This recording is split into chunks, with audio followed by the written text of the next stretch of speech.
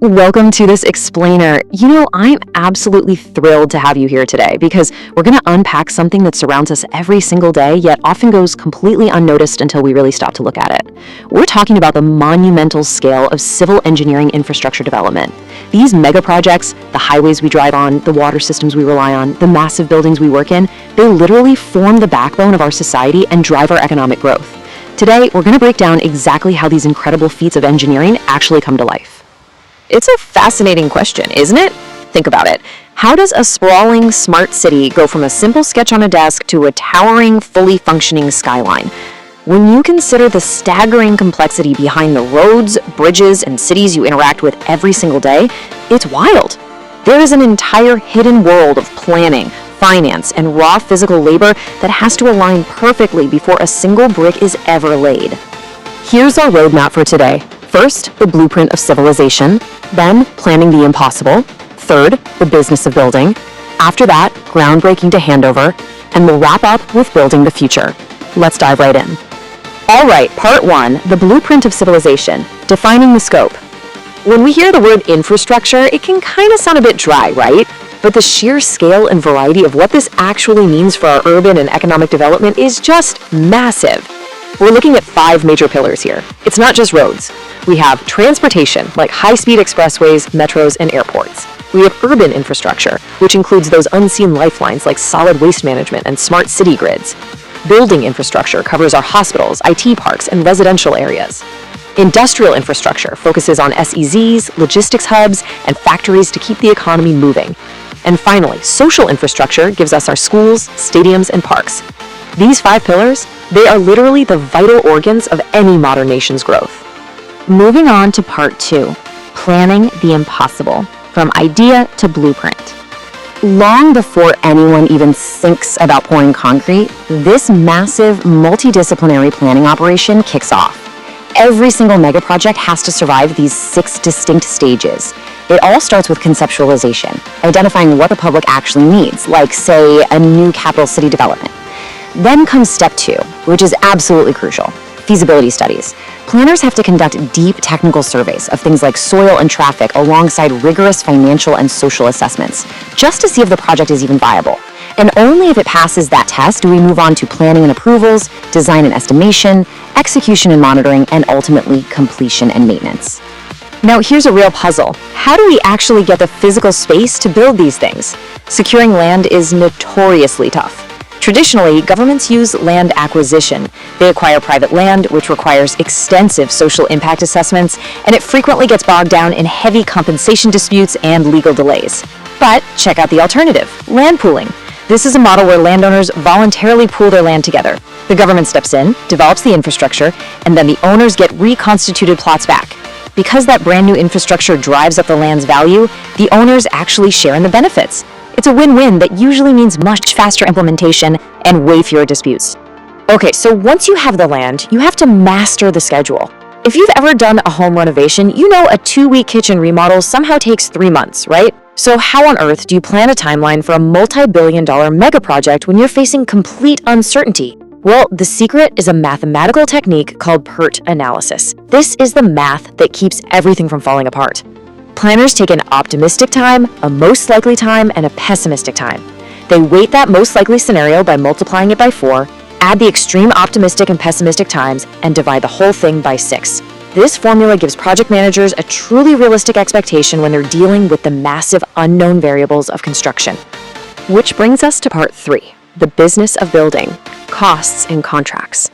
Because, let's be real, brilliant blueprints and flawless math mean absolutely nothing without proper funding. Before securing a contract, a huge quantity surveying operation takes place to create a detailed project report, or DPR. And they break costs down into 2 main buckets. Direct costs are exactly what they sound like, the physical reality of building. We're talking materials, labor, the excavators and cranes on site. But the indirect costs, those are just as vital. That includes management overheads, site supervision, taxes, and a very specific safety net called contingencies. And here's the wild part. That contingency budget is typically just 3 to 5%. I really want you to take a second to process that number. On a project that might cost hundreds of millions of dollars, The financial feasibility is managed so tightly in that detailed project report that the buffer for unexpected surprises is incredibly restricted. It really shows you exactly why cost control on these sites has to be absolutely rigorous. So, who actually gets the job? Who gets to build it? Well, that happens through the tendering process, which is basically a high-stakes auction. In open tendering, there's public participation.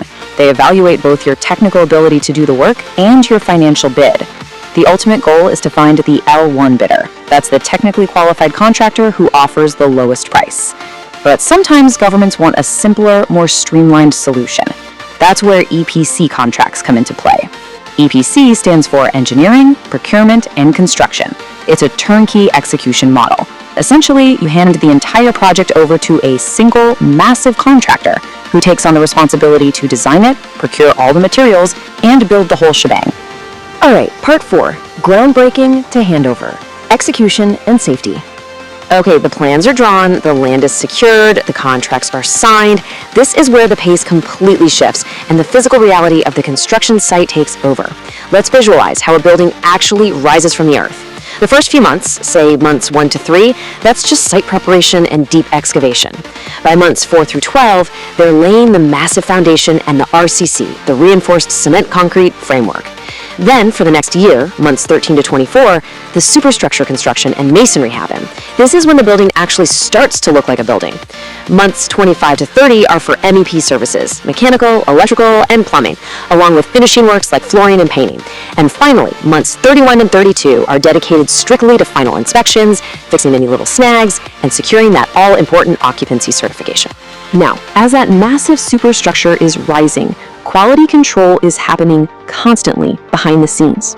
Every single material is tested relentlessly.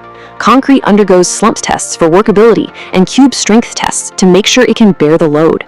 The soil beneath the project is tested for compaction using methods like the CBR, or California Bearing Ratio test. If they're laying asphalt, the bitumen content and Marshall stability are rigorously checked.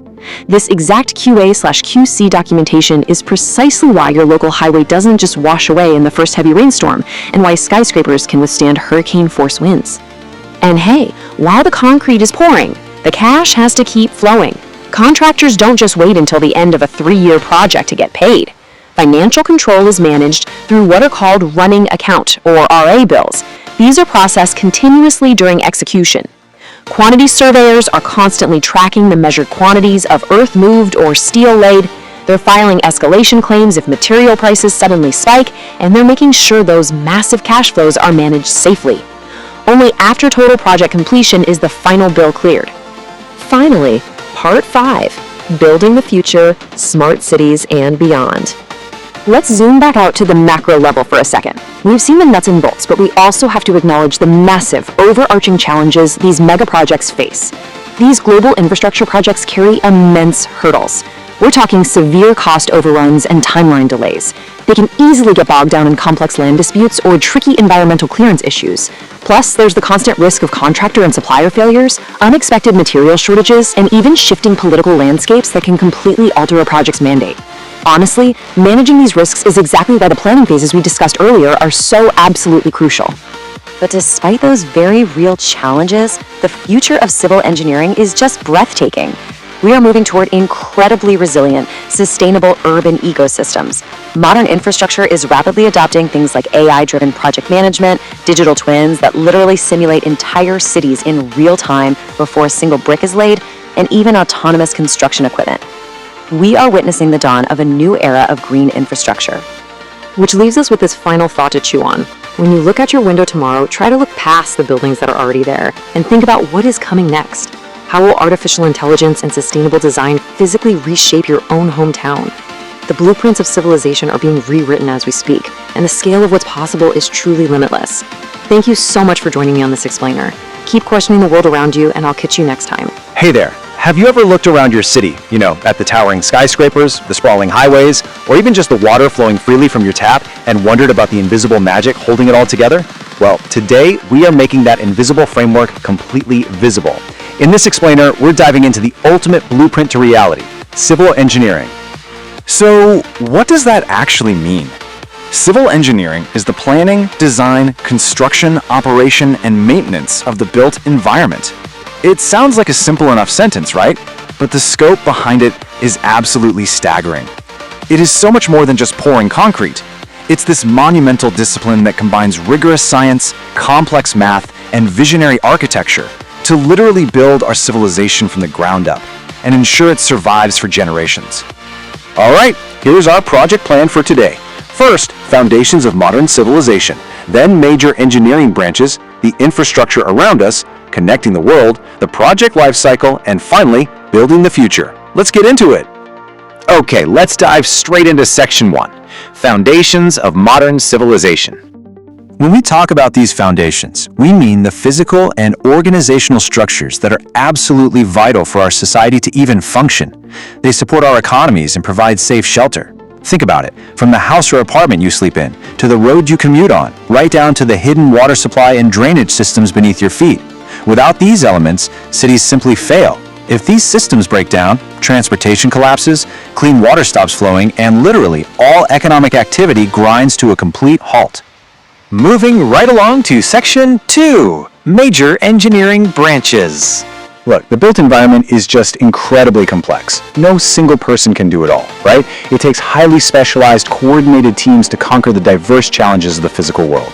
Structural engineering focuses on calculating heavy loads, wind resistance, and earthquake stability so things don't fall down. Transportation engineering deals with traffic movement and regional connectivity. Then you have geotechnical engineering, which happens mostly underground, testing soil-bearing capacity and settlement so the earth can actually hold the massive weight of a structure. Environmental engineering protects public health through water treatment and pollution control. And finally, construction engineering and management brings the whole shebang together, utilizing planning tools to execute the project safely and on budget. Next up, Section 3, the infrastructure around us. Let's zoom in on the immediate built environment around you, the places where we live, work, and play every single day. A standard home or villa requires standard foundations, columns, beams, basic plumbing, and roofing. But leap over to a high-rise building or a massive corporate tower. The engineering challenges absolutely skyrocket. You're no longer just dealing with gravity, you are actively battling extreme wind loads. You need advanced vertical transportation, like high-speed elevators, along with shear walls and deep pile foundations just to keep the tower rooted. It is an incredible leap in structural stability. And you know, the complexity absolutely doesn't stop at residential buildings. Even spaces built purely for fun or commerce require intense, specialized engineering. Take a modern shopping mall, for example. It needs smart lighting, highly optimized HVAC systems, and automated parking. A convention hall? That requires massive, column-free open spans, meticulous acoustic design, and rigorous crowd management protocols for emergency exits. Even a simple playground or park demands safe surface engineering and specialized drainage so it doesn't just turn into a giant swamp after a heavy rainstorm. All right, Section 4, Connecting the World. But hey, what good are all these incredible buildings if we can't actually get to them? That brings us to transportation infrastructure, the vital physical arteries that allow for logistics, economic growth, and regional connectivity. Think about the numbers 6 to 12. That is the sheer scale of the number of lanes on a modern expressway corridor. These aren't just wide stretches of asphalt, they are high-speed economic engines, featuring controlled entries, grade separators, flyovers, emergency lanes, and intelligent traffic systems designed to keep massive volumes of vehicles moving safely. Now, what about crossing physical barriers? Well, we rely on beam, arch, suspension, and cable-stayed bridges. Choosing the right one isn't just about aesthetics, it is hardcore physics. Engineers must factor in incredibly complex variables, like the heavy load capacity of the traffic, the unpredictable river hydraulics flowing below, and the specific soil conditions required to anchor massive, heavy pylons. And then, we take to the skies. Airports face incredibly unique engineering challenges. Just imagine calculating the exact pavement strength required to support a fully loaded commercial jet landing at high speeds, all while simultaneously analyzing wind patterns to orient the runways perfectly. On top of that, you're designing sustainable smart terminals, integrating automated baggage systems, and placing complex navigation lighting. It's truly a logistical masterpiece. Section 5, the project lifecycle. So you might be wondering, how do these gargantuan structures actually get built? Well, it happens in a logical progression of 4 crucial steps. First up is the planning phase, conducting feasibility studies, surveying the site, and calculating cost estimation. Next is the design phase, where architects and engineers prep the structural designs and utility layouts. Then we hit the dirt with the construction phase, executing the excavation, foundation, and structural work. But hey, the job isn't done with the ribbon is cut. Phase 4 is operation and maintenance, relying on regular safety inspections and repairs to ensure the asset lasts for decades to come. And finally, Section 6. Building the future. Look, modern civil engineering isn't just about traditional concrete and steel anymore. It is at the absolute bleeding edge of high-tech innovation. A perfect example of this is BIM, or Building Information Modeling, which is the creation of highly detailed digital 3D models of construction projects. The really crucial point here is that digital coordination happens on a computer long before a single shovel actually hits the dirt. This allows for massive clash detection, cost optimization, and lifecycle management. We're talking about saving millions of dollars and countless hours. Actually, scratch that. The tech gets even wilder from there. We are moving toward AI-based construction management and deploying robotics directly into infrastructure projects. We're seeing the rise of 3D printed buildings. And what's truly fascinating is the development of self-healing concrete. Yes, smart materials that can literally repair their own cracks over time. No way, right? All of this feeds into the ultimate goal: smart cities with heavy IoT integration, digital governance, and seamless renewable energy usage. So, ultimately, it all boils down to this. Civil engineering is the backbone of modern civilization. From the plumbing hidden in the walls of your home to those 12-lane expressways, the massive airport terminals, and the futuristic, sustainable smart cities we are beginning to build today, civil engineering completely shapes humanity's physical world, driving our economic growth and pushing our societal progress forward. I want to leave you with one final thought as we wrap up this explainer. The next time you look out your window, don't just see the buildings and the roads. See the incredible math, the rigorous science, and the visionary planning that put them there. And as this unbelievable technology rapidly evolves, ask yourself, what will your smart city look like? Have you ever just stopped on a busy street, looked up at a massive towering skyscraper, or maybe driven across a gigantic suspension bridge and thought, how in the world is all of this staying together? Well, welcome to this explainer. I am absolutely thrilled you're here, because today we're going to explore the incredible, largely invisible systems that are literally holding our entire civilization together. The sheer scale of human infrastructure is genuinely awe-inspiring, and together we're going to discover exactly how it all works. Here's our roadmap for today. First up, the blueprint of modern civilization. Then, we'll look at society's hidden physical arteries. Next, the rulebook keeping us safe. After that, the construction project life cycle, and we'll wrap things up with the future of engineering. Okay, let's dive into this with our first section, the blueprint of modern civilization. You know, civil engineering is so much more than just pouring concrete or hammering steel. It's actually the comprehensive branch of engineering responsible for planning, designing, constructing, operating, and maintaining our physical infrastructure. And what's really fascinating here is how this discipline seamlessly combines hard structural science with complex environmental management. It is literally the ultimate applied science, engineered entirely to support human habitation, economic growth, and public welfare. To make all of that happen, the field has to be incredibly vast. Think of these major branches of civil engineering as highly specialized organs within the anatomy of our built environment. Structural engineering acts as the bones. Transportation is the nervous system. Environmental and water resources, they act like the kidneys, filtering and sustaining our ecosystem. Geotechnical engineering anchors us firmly to the earth, while construction management and urban planning serve as the coordinating brains of the whole operation. Every single discipline has to work in absolute perfect harmony. Let's ground these technical concepts with a really practical structural example. When designing a building, engineers must constantly balance two primary forces. First, we have the dead load. This is the permanent, unchanging weight of the structure itself, the literal bones of the building, like those heavy concrete columns, massive steel beams, and the floor slabs. Then we have the live load. This represents the temporary, moving weight. You know, the people walking around, the heavy furniture being shifted, basically the dynamic, breathing elements of a space. Engineers literally have to mathematically guarantee that the permanent bones never, ever buckle under the pressure of the moving life happening inside. Section 2. Society's hidden physical arteries. Let's move to and see how this builds into the macroscopic view, looking at these sprawling transportation structures. They're the physical arteries connecting our urban centers to massive rural expanses. We're talking about high-speed expressways, highly efficient BRTS, or bus rapid transit system corridors, massive aerodromes and airport terminals, and of course soaring flyovers, viaducts, and those incredibly complex cable-stayed and suspension bridges spanning massive bodies of water. These structures are fundamentally necessary to facilitate commerce, movement, and really human connection. And hey, the next time you're driving on one of those highways, keep in mind that a road is not just a flat strip of black asphalt. We are looking at the literal anatomy of a road pavement here, revealing the complex, hidden layers resting right beneath your tires. It starts deep in the earth with the compacted subgrade, building up to the subbase, then the load-distributing base course, and finally the wearing course right on top. It's a meticulously engineered layer cake, specifically designed to distribute massive, repetitive, and heavy vehicle loads without cracking or sinking into the dirt. But we also need to pivot from transportation to another vital hidden system, the crucial hydraulic networks, our water resources and utilities. This covers everything from the intake structures and water treatment plants providing the fresh, potable water you drink, to the complex sewage systems and STPs, that's sewage treatment plants, managing urban waste. Add to that the expansive stormwater drainage systems preventing devastating floods, and the irrigation canals feeding our agriculture.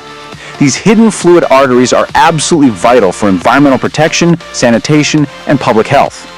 But honestly, seeing the sheer scale of all this physical infrastructure brings up a massive, almost existential question. How do giant, towering high-rises actually survive violent earthquakes? And how do those massive, long-span bridges we just talked about withstand intense, howling wind loads without simply collapsing right into the water? Well, that brings us to Section 3, the rulebook keeping us safe. The answer isn't just found in stronger concrete or thicker steel. The true answer is actually found in the law. Now, what's really interesting about this is how these technical acronyms shouldn't fool you. These codes are the unsung immune system protecting humanity from catastrophic disaster.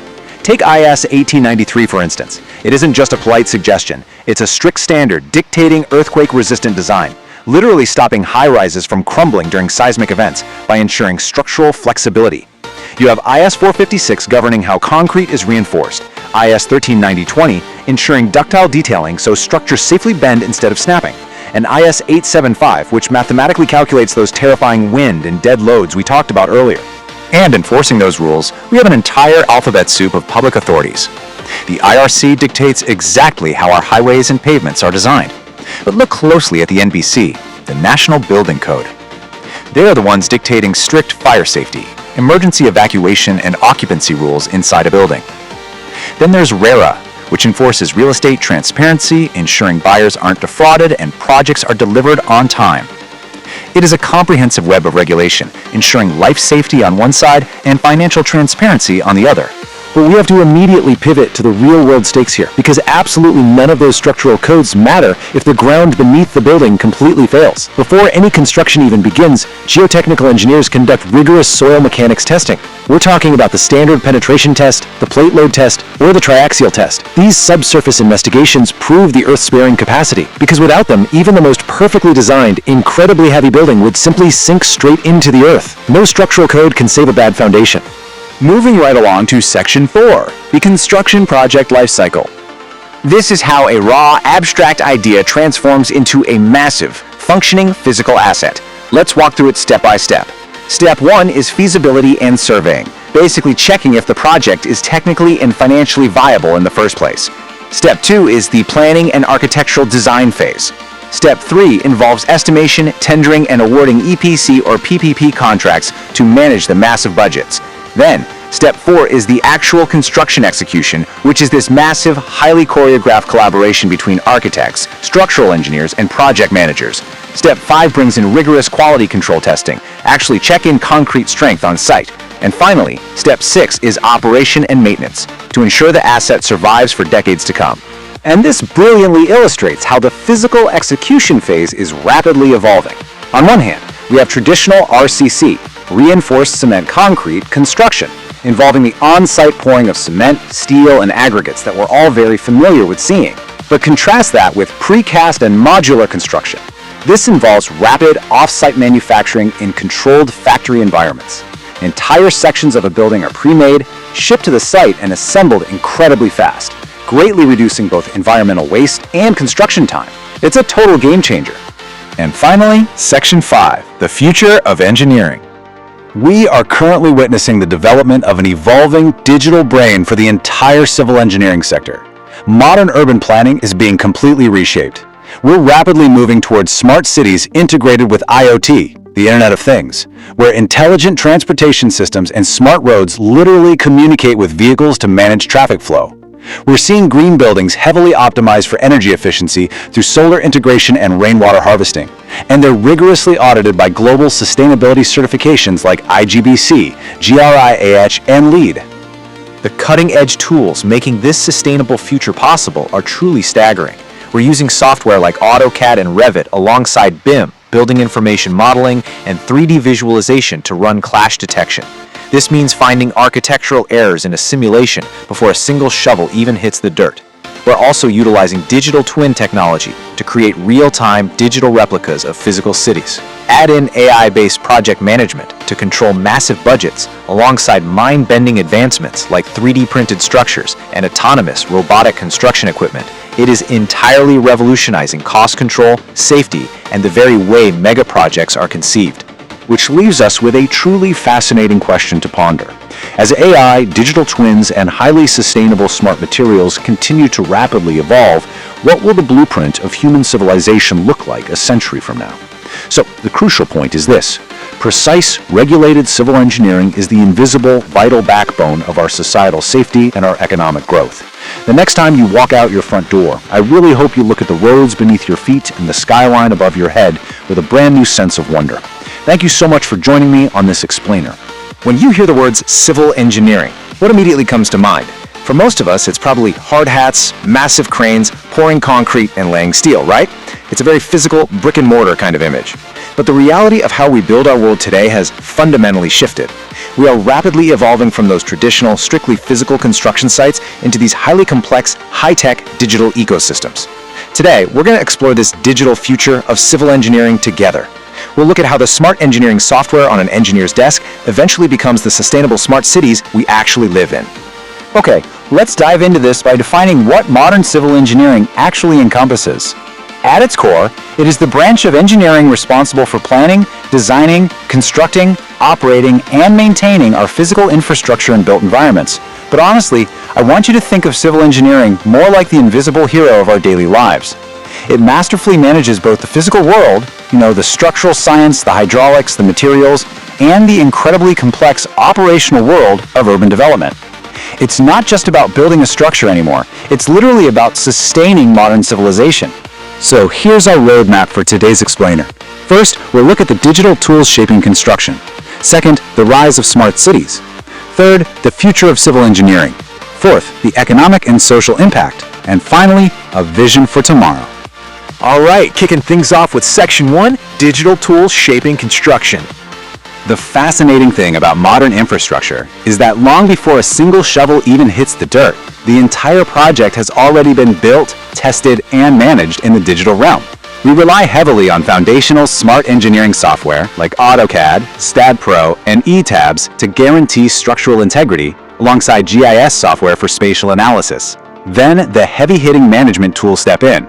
Systems like Primavera, MS Project, and specialized ERP software act as the invisible conductors of the whole construction orchestra. Just imagine a massive highway project, or a skyscraper. You've got thousands of workers, millions of tons of material, and massive budgets. These tools handle the scheduling, contracts, and budgeting, making sure every single moving part aligns perfectly.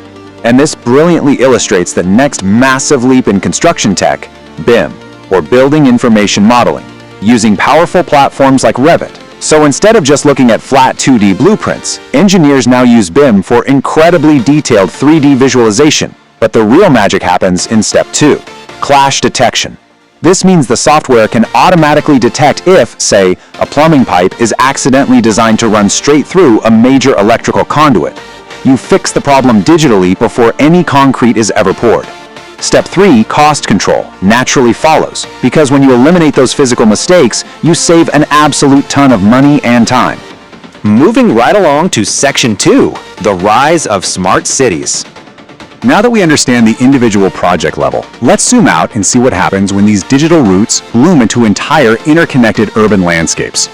Traditional infrastructure was pretty much entirely passive, right? Standard water pipes, basic electrical grids, simple stoplights. But smart cities represent a totally digital-first reality. They utilize IoT, the Internet of Things, to actively manage the environment. We are talking about smart traffic grids that adapt to congestion in real time, smart lighting that adjusts based on pedestrian presence, and interconnected utilities that just maximize overall governance and efficiency. But here's the thing, a truly smart city must also be a sustainable city. Smart infrastructure inherently means green infrastructure. The core concepts you see listed here, energy efficiency, seamless solar integration, and rainwater harvesting, well, they're no longer just nice-to-have additions, they are absolute foundational engineering requirements. Modern buildings strive for strict environmental certifications like LEED, IGBC, or GRI-HA. By integrating these concepts, civil engineers ensure that we protect our natural environment at the exact same time we are building our human one. Let's jump into Section 3, the future of civil engineering. So we've seen the digital tools of today and the smart cities currently being built. But let's push the boundary even further. I want you to pause for a second and really think, what does the future of construction actually look like? If we've already digitized the blueprints and connected our streetlights to the internet, what is the next great leap? How exactly will the buildings of 2050 or 2080 be constructed? Well, it honestly looks a lot like science fiction brought to life. We are looking at AI in construction that can literally predict delays before they happen. We'll see robotics and infrastructure with autonomous construction equipment physically building structures right alongside human workers. Then there's the rise of digital twin technology, exact living digital replicas of physical buildings used to monitor structural health in real time. Add in smart materials like self-healing concrete that chemically repairs its own cracks, sustainable mega projects like Hyperloop infrastructure, and even the unprecedented logistics of space habitat construction. Put it all together and you have a very vivid picture of a heavily automated, AI-driven world. This brings us to Section 4, Economic and Social Impact. Now, what's really interesting about this slide is the why. It's easy to get lost in the sheer coolness of this tech, but we have to ground our perspective in the real human outcomes. Why invest so heavily in this technological transformation? Well, transportation infrastructure directly drives national infrastructure growth and economic growth by moving goods and people efficiently. Urban development, water supply, and smart utilities directly dictates our daily quality of life and broader public welfare. And industrial development, like factories and logistics parks, generates mass employment. Engineering isn't just about steel and concrete, it is quite literally the physical foundation of human prosperity. And finally, Section 5, A Vision for Tomorrow. As we approach the end of this explainer, I want to bring all these concepts together. We've traveled from individual project software all the way up to the macro-level economic benefits of infrastructure. And this quote from the source material hits the nail on the head. Civil engineering and infrastructure development form the backbone of modern civilization. It is such a powerful reminder. Every single thing around us, from our residential homes to sprawling, sustainable smart cities, from complex airports to vast industrial corridors, relies completely on scientific planning and this ongoing technological transformation in construction. But here's the crucial takeaway. Absolutely none of this futuristic, high-tech backbone can exist without a foundation of rigorous safety and regulation. Proper implementation of engineering standards is what actually ensures structural safety, sustainability, and economic growth. We rely heavily on specialized regulatory codes, like the IS codes for concrete and steel, the IRC codes for roads and bridges, and the National Building Code for fire and life safety. These strict guidelines are the guardrails that allow all this digital innovation to flourish safely in the real world. Which leaves us with a final, somewhat provocative thought to consider. As we transition deeper into this new era, building future cities that are heavily reliant on AI, IoT, and digital twins, will our digital foundations, our cybersecurity, our software reliability, our data integrity prove to be as unshakable and reliable as the reinforced concrete ones we've relied on for the past century? It's a fascinating challenge for the next generation of engineers, for sure. I really hope this explainer has sparked your curiosity to learn more about the incredible world of modern civil engineering. Let's jump right in. Welcome to The Explainer. Today, we're exploring something absolutely monumental, the immense scope of advanced civil engineering and infrastructure development. I mean, think about it. Everything you see outside your window right now, the roads, the towering skyscrapers, the power grids, none of it is an accident. It's the result of thousands of years of human evolution culminating in the incredibly advanced, digitally integrated engineering systems we rely on today. Okay, let's dive into this. From the earliest ancient ruins to today's sprawling smart cities, human civilization is literally defined by what we build. Our ability to thrive, to connect with each other, and to grow economically. It's entirely dependent on the intricate engineering that surrounds us. It's supporting our daily lives in ways we rarely even notice. So what exactly is civil engineering at its core? Simply put, it's the design, construction, and maintenance of the physical and naturally built environment. But, it has evolved way beyond just moving dirt and pouring concrete. Today, civil engineering is the driving force behind modern civilization. It plays a massive role in national development, economic expansion, and the creation of highly integrated smart cities. It's literally the engine that makes society function. Which brings us to a really fascinating question. How do we actually engineer a modern megacity? Like, how do we progress from a patch of raw, untouched dirt to a brilliant, functioning metropolis packed with expressways, skyscrapers, and clean water? Well, it takes an incredible symphony of science, advanced materials, and cutting-edge digital technology. To unpack all of that, we'll be following a four-part framework today. First up, the bedrock of civilization. Second, building the modern world. Third, the digital construction revolution. And finally, we'll wrap up with the future of infrastructure. So, let's get into part one, the bedrock of civilization. Now, what's really interesting about this slide is that every massive structure you step inside actually begins with fundamental invisible forces. For a towering skyscraper to stand up straight, engineers have to completely master force and equilibrium so it doesn't just tip over.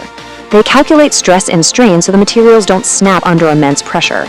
They design intricate load transfer mechanisms to channel the sheer weight of the building safely down into the earth. And it's not just about solid objects either. Fluid and soil mechanics are absolutely crucial, because at the end of the day, every structure rests on the ground and interacts with water and wind. Understanding concepts like elasticity and plasticity ensures a building can bend in the wind or even during an earthquake without breaking.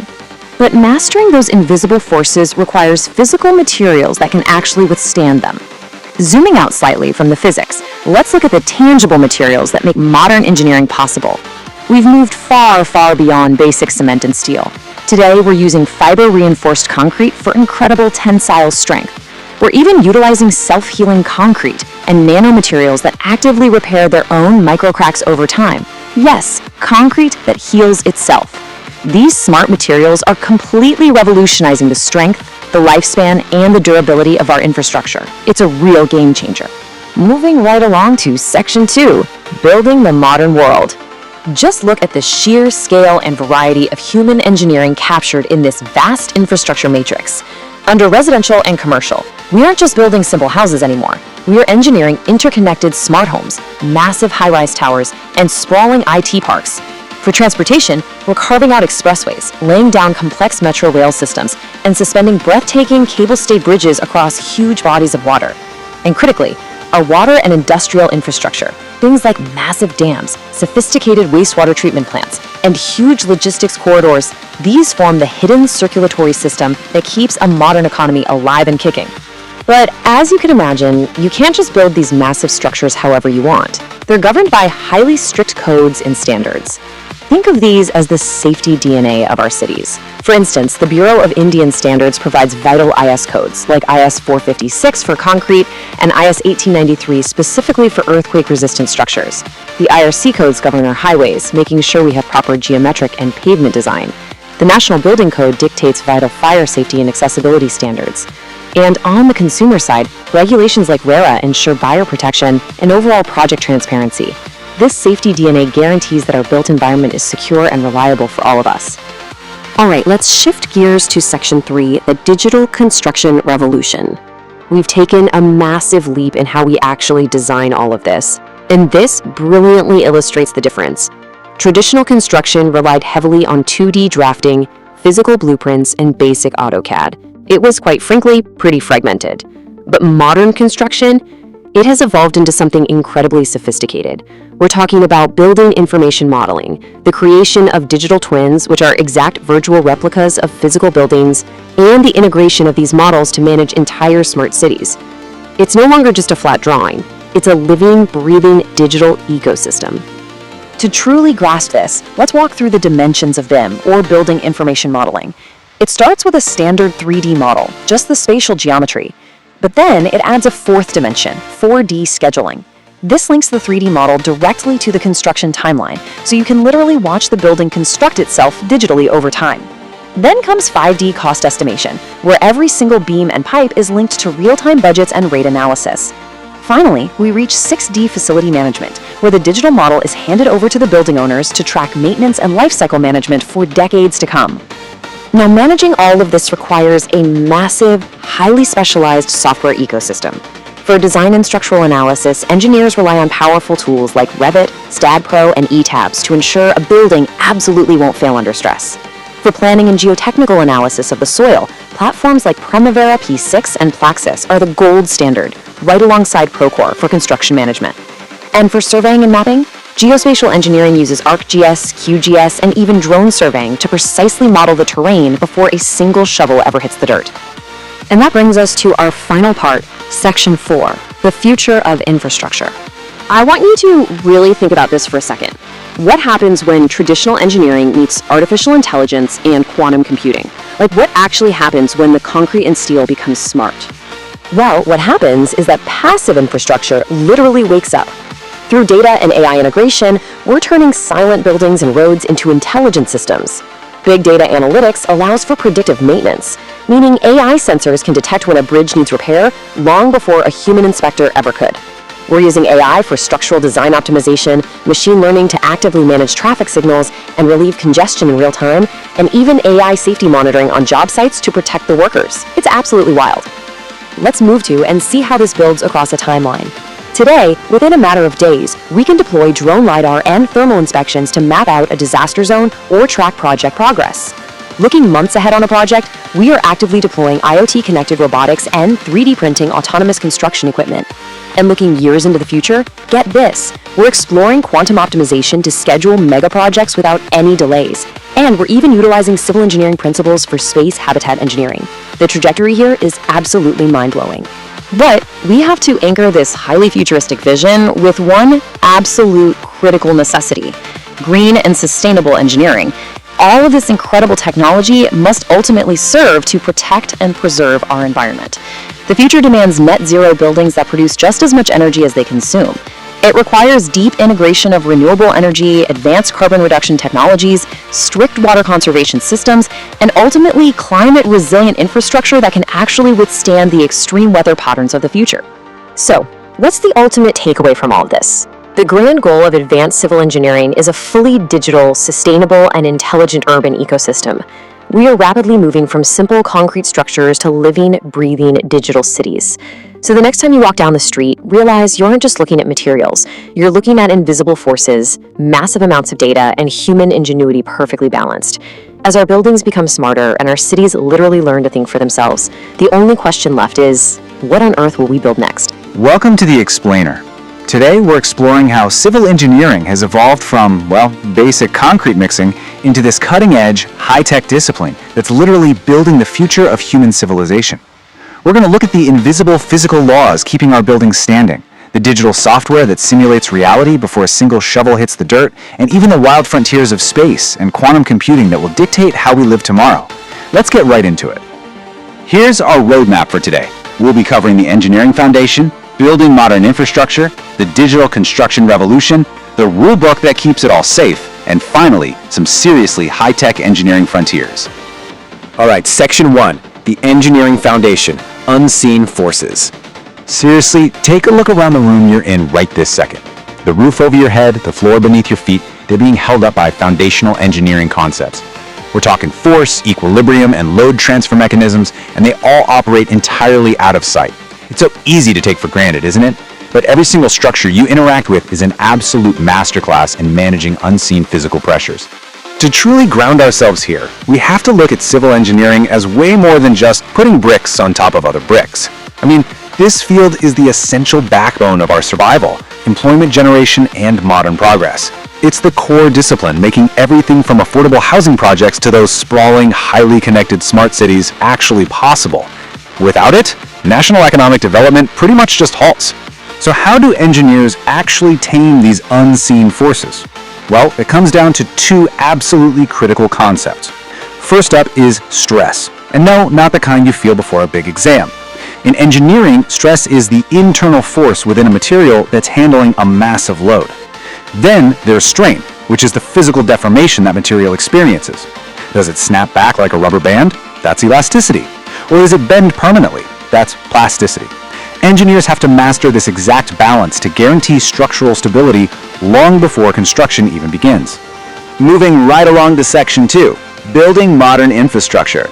The anatomy of a smart city. Now, infrastructure is incredibly diverse, but it's also deeply interconnected. Imagine a typical city block. You've got residential smart homes and high-rises sitting right alongside commercial IT parks and convention centers that drive the local economy. Connecting them all are these transportation lifelines. Think metro rails and bus rapid transit corridors, those dedicated lanes that let buses just fly past standard traffic. And beneath it all, the vital utilities like sewage and water treatment, keeping the whole ecosystem alive and healthy. But you know, the real innovation right now is happening at the material level. We aren't just relying on standard cement anymore. Take self-healing concrete, for example. This stuff literally repairs its own cracks over time using embedded dormant bacteria that wake up when water seeps in. How crazy is that? Add in fiber-reinforced materials and cutting-edge nanomaterials, and we're building structures that are lighter, vastly stronger, and significantly more durable than anything built in the last century. Okay, Section 3, the digital construction revolution, simulating the future. With all these advanced materials, how do we actually assemble them? Enter Building Information Modeling, or BIM. Think of it kind of like a highly advanced video game simulation. We don't just stop at basic 3D modeling anymore. We actually add a fourth dimension, 4D scheduling, to map out exact timelines. Then 5D for real-time cost estimation, and finally 6D facility management to make sure the building runs efficiently for decades. It literally allows engineers to walk through time and cost before they ever break ground. Building directly on that BIM foundation is something even more dynamic: digital twin technology. This is essentially a living virtual replica of a physical piece of infrastructure. By weaving a network of IoT sensors throughout a building, engineers create a real-time digital copy. This means planners and data scientists can run predictive maintenance models, simulate traffic flows, and optimize the performance of a smart building while it's actually being used by everyday people. And of course, we have to talk about drones, because drone technology is now everywhere on these job sites. We're talking aerial mapping, thermal inspections to spot invisible heat leaks, and LiDAR drones that use rapid laser pulses to map physical spaces into flawless 3D terrain models. Drones have completely transformed progress tracking, and autonomous monitoring keeps human workers entirely out of danger during rapid disaster assessments. It's a real game changer. Which brings us to Section 4, the rule book, governing the grid. Now, with all this rapid digital innovation, you might be wondering, how do we keep it all safe and standardized? Well, construction documents can look like a total alphabet soup of acronyms, but there absolutely are silent guardians of public safety. IS codes make sure your concrete and steel are up to the mark, while IRC codes dictate safe highway geometry. On the inside, the National Building Code handles vital fire safety and accessibility standards. And if you're buying property, RERA protects your rights and ensures transparency. It's the whole shebang. And these rules don't just apply at the very end. They govern the entire life cycle of a project. A build flows sequentially, starting from an initial feasibility study, straight into intense planning and procurement, right on through to on-the-ground execution. Finally, it enters the endless loop of maintenance management. It's a continuous process of mitigating risk at every single stage. Finally, let's jump to Section 5, High-Tech Engineering Frontiers, Building the Future.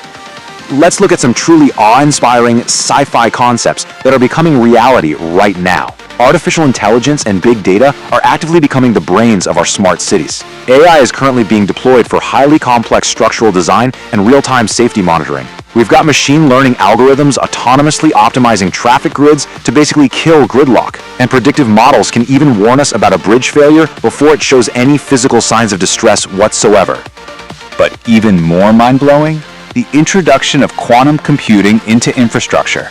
By processing millions of variables simultaneously, instead of one by one like your standard computer, quantum optimization can solve unimaginably complex urban planning puzzles in mere seconds. Whether it's sequencing massive megaprojects or effortlessly managing a sprawling smart energy grid, quantum computing is absolutely poised to shatter the limits of what civil engineers can design. Ultimately, though, all of this high-tech integration serves one absolutely critical purpose: our survival. The future demands sustainable engineering. By aggressively shifting toward net zero buildings and carbon reduction technologies, we aren't just building smarter cities, we are building climate-resilient ecosystems that actually protect our natural resources for future generations. As we move toward these fully autonomous, sustainable ecosystems, we're rapidly outgrowing the traditional bounds of our cities. When AI and advanced materials make earthbound construction hyper-efficient, where will human progress build next? With blueprints currently calling for underground hyperloop networks and even zero-gravity space habitats, the real question is, are you ready for what comes next? Keep exploring, keep learning, and we'll catch you on the next Explainer. Welcome, focused learners, to another Explainer. Today, we're going to fundamentally reshape how you look at the world around you. Because look, when you hear the word civil engineering, you probably immediately picture, hard hats, loud cement mixers, and massive steel beams. And sure, that's part of it, but the reality of this field, it's evolved way, way beyond traditional construction. We are literally standing at the edge of this incredibly high-tech frontier, where physical concrete meets quantum computing, and where the cities we build are becoming just as intelligent as the smartphones in our pockets. So in today's Explainer, we're going to trace that exact evolution. Let's get into it. Okay, here's our roadmap for today. We're going to start with the modern construction baseline, then move into the smart infrastructure revolution, dive into AI and quantum engineering, cover sustainability and strict standards, and finally explore how all this is building tomorrow's economy. Section 1. The modern construction baseline, foundations of roads, buildings, and costs. Right, so before we can start talking about futuristic smart cities, we absolutely have to acknowledge the baseline reality of infrastructure. I mean, you can't build a hyperloop without first mastering the physical building blocks. The physical world we navigate every single day relies on mastering traditional roads and buildings, or R&B engineering. Think about the ground beneath your tires for a second. Engineers have to make precise choices between the asphalt of flexible pavements and the concrete of rigid pavements, all based on traffic load and environment. They have to master highway drainage, otherwise you get catastrophic flooding. And when we look up, we see the towering steel of high-rises and massive institutional buildings. Every single one of these structures requires an absolute mastery of foundational civil engineering just to stand upright. Now, what's really fascinating is how the massive, honestly kind of chaotic undertaking of project management is tamed into 4 highly controlled steps. You don't just show up and start digging. The life cycle begins with a rigorous feasibility study, along with heavy survey and investigation. Only after that does it move to planning and scheduling. Then comes execution management, where quality assurance and risk management are just paramount. And get this, the life cycle doesn't end when the ribbon is cut. It immediately transitions into ongoing maintenance management. It's this continuous, precise loop. And working quietly behind every single physical structure is a financial architecture that is just as complex as the building itself. This is the world of quantity surveying and cost engineering.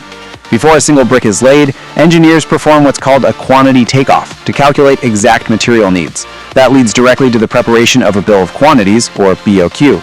Through rate analysis, contract management, and value engineering, they ensure the project is actually financially feasible. Without this rigorous cost engineering, even the greatest architectural designs would be nothing more than unbuilt dreams.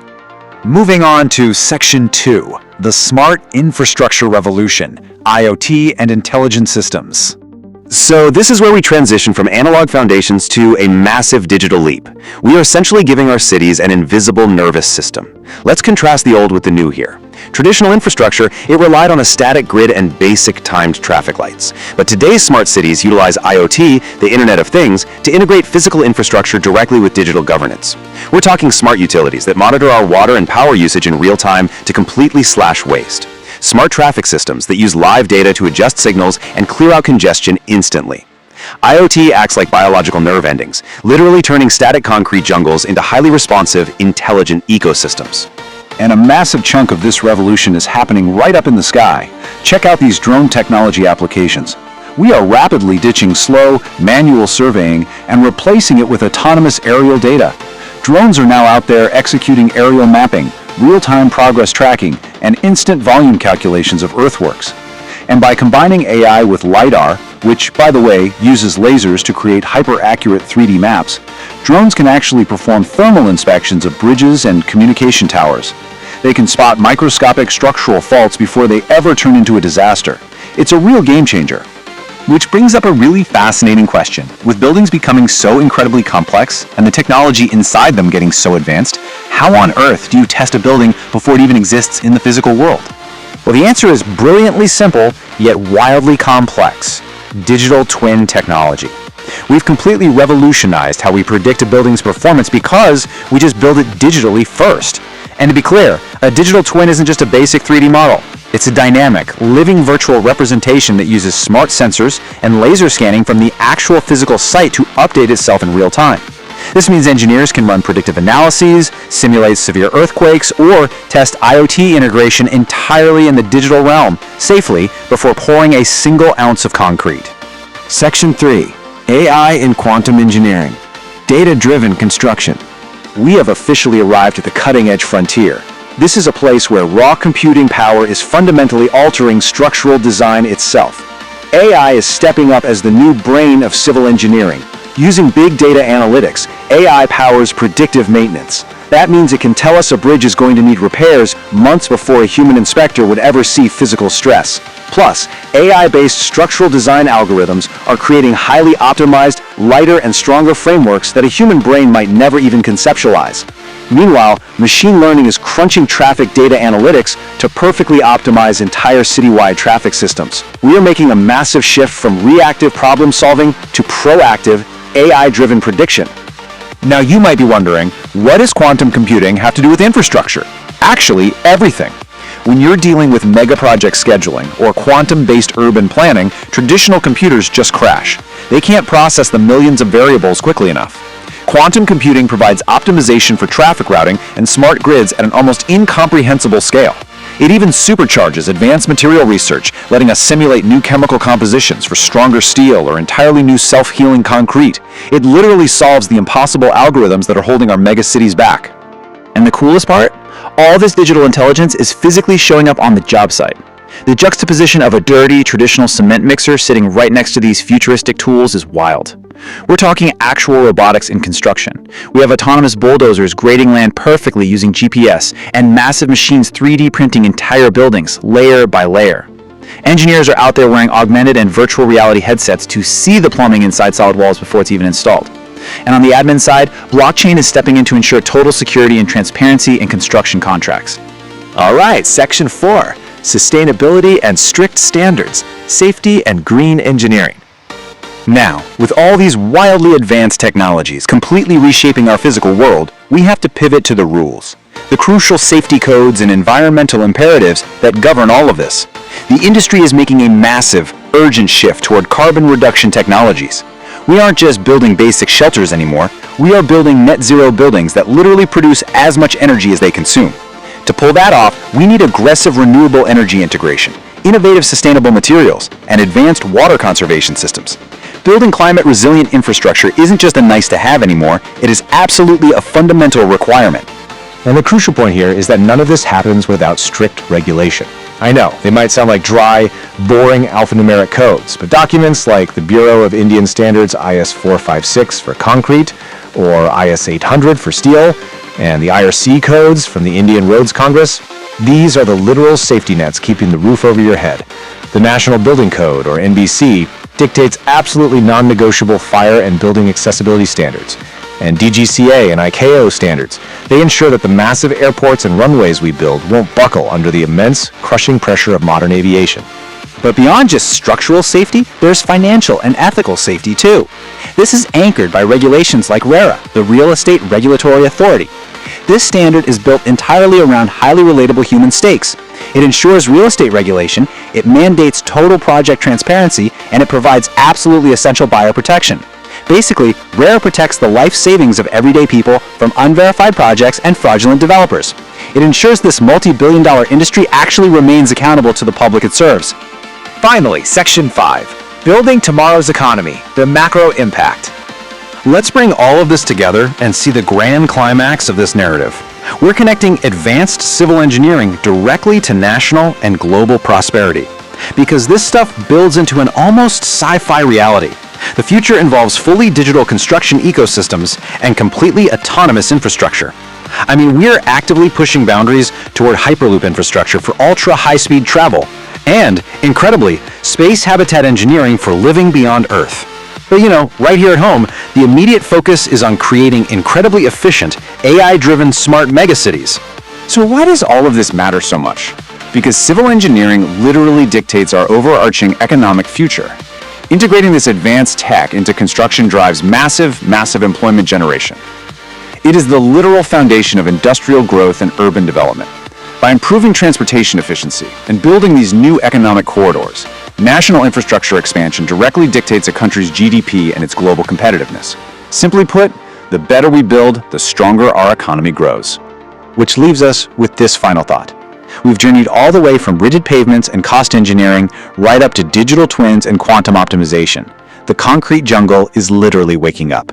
So as civil engineering fully integrates with advanced digital technology to create these sustainable, intelligent urban hubs, how will you interact with the autonomous, smart infrastructure ecosystem of tomorrow? Keep learning, keep questioning, and I'll catch you in the next Explainer. Hey everyone, and welcome to This Explainer. Today, we are unpacking the hidden sciences that keep our modern world from literally collapsing beneath our feet. I mean, think about it. We walk on roads, we work in skyscrapers, we drive over massive bodies of water, and honestly, we rarely stop to think about the incredible amount of data, science, and rigorous testing that goes into making sure all those structures actually stay standing. So we're pulling back the curtain today on surveying and geotechnical engineering. Which brings us to a pretty massive question. What really keeps our cities from collapsing? Well, it's not just the steel, and it's definitely not just the concrete. If you build a supposedly flawless structure on a terrible foundation, or if you miscalculate the terrain by even just a few degrees, the consequences are incredibly severe. We're talking about massive structural failures, catastrophic flooding from dams, or highways that literally tear themselves apart. Just consider the sheer scale of today's megastructures for a second.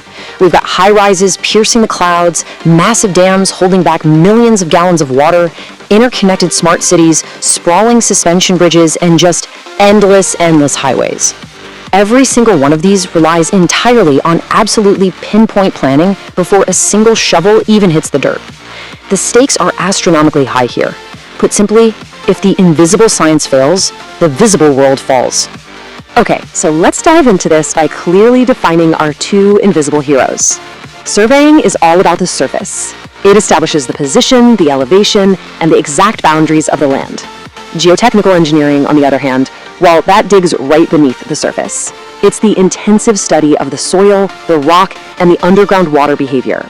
Basically, one maps the skin of the earth, and the other checks its bones. Section 1, Surveying, Mapping the Surface. So mapping the surface is the absolute foundation of civil engineering. And the tech upgrade over time here is just fascinating. Back in the 1800s, engineers were literally dragging physical chains and measuring tapes across rough terrain. Imagine that. Then by the 1900s, we upgraded to the theodolite to measure angles and the dumpy level for elevations. The 1990s brought us the total station, which was a massive leap combining electronic angle measurement and digital data. And today, in the 2020s, it's a whole different ballgame. We're mapping smart cities using advanced laser scanning called LiDAR and autonomous aerial drones. It's a pretty remarkable progression. Now, we don't just use one type of survey, because the environment entirely dictates the required mapping. For instance, topographical surveys map out hills and valleys, which is absolutely vital for urban planning and highway projects. Then you have hydrographic surveys, mapping the invisible terrain underwater. That's essential for determining water depth for ports and riverbed profiles for dams. And then there's structural surveying, which actually monitors existing structures for deformation and settlement to keep things like bridges and buildings safe over time. Section 2, Geotech, Digging Deeper. All right, now we shift our focus downward into the dirt. Think of this process as basically giving the earth a rigorous medical checkup before any surgical construction can begin. Step 1 is the preliminary investigation. That's your site recon and geological mapping. Step 2 is the detailed investigation, and this is where it gets heavy. We drill boreholes, pull up soil samples, run lab tests. Finally, all that data gets compiled into a final geotechnical report. This document is the ultimate engineering prescription. It details the exact bearing capacity of the soil and analyzes just how much a structure might settle over time. let's talk about the different patients our Earth doctors treat, because let me tell you, different soils behave in radically different ways. Clay, for example, has high compressibility, meaning it's highly prone to deformation and holds a lot of water. Sandy soil gives you good drainage but low cohesion. Now gravel is the dream. It offers high strength and excellent drainage. But then we have black cotton soil. This stuff is highly expansive and poses severe swelling and shrinkage threats. If you just blindly build on black cotton soil without treating it, your foundation will literally tear itself apart as the seasons change. To figure out exactly what kind of soil we're dealing with, engineers perform what are essentially the blood tests of the Earth. Out in the field, they use things like the standard penetration test and the cone penetration test to measure exactly how much resistance the soil puts up. Meanwhile, back in the lab, tests like the Atterberg limits check the soil's plastic and liquid states, and the triaxial test measures vital shear strength and overall stability. Every single one of these tests provides a completely critical data point. Section 3, Building the Modern World. Okay, so we've got our surface mapped and our soil is thoroughly diagnosed. How does that actually connect to physical construction? Well, what's really interesting here is how the soil diagnosis directly dictates the engineering solution. If the soil is incredibly strong right near the surface, builders can use shallow foundations like isolated footings or wide rafts. But if the surface soil is weak or you're building a massive high-rise or a bridge, you have to bypass that weak dirt entirely. That's when engineers deploy deep foundations, driving enormous piles or caissons deep down into the bedrock to guarantee stability. And you know, this data gets even more critical when we deal with the immense scale of water management. Dam and canal engineering is basically a high-wire act of physics. You're trying to control massive, relentless forces of water. Whether it's a gravity dam relying on its own immense self-weight, an earthen dam made of compacted soil, or an arch or buttress structure, they all require perfectly mapped spillways, cross-drainage works, and completely exhaustive seismic and hydrological studies. A miscalculation here is, well, it's simply not an option. Let's ground some of these technical terms in your everyday reality, though. Your safe daily highway commute depends directly on this data. Before a road is ever paved, road geometric surveys dictate the exact safe curves and gradients. Bridge scour analysis ensures the river underneath isn't silently washing away the foundation piers. And structural health monitoring uses active sensors to constantly check for fatigue, cracks, and deflections in real time. This infrastructure is constantly being monitored just to keep you safe. But none of this happens by guesswork. The real unsung heroes of civil engineering are actually the strict codes and standards behind the scenes. The Bureau of Indian Standards, the IS codes, and the Indian Roads Congress, the IRC codes. These are the strict rulebooks engineers absolutely must follow. IS 6403 dictates bearing capacity, IRC 112 governs bridge design, and IS 7894 legally ensures that earthen dams remain stable. These codes are the legal guardrails that literally ensure our world doesn't fall down. Section 4. The future of infrastructure. So we've seen how far we've come from the measuring tape, but what does the road ahead look like? Well, all of this data is now building an entirely digital ecosystem.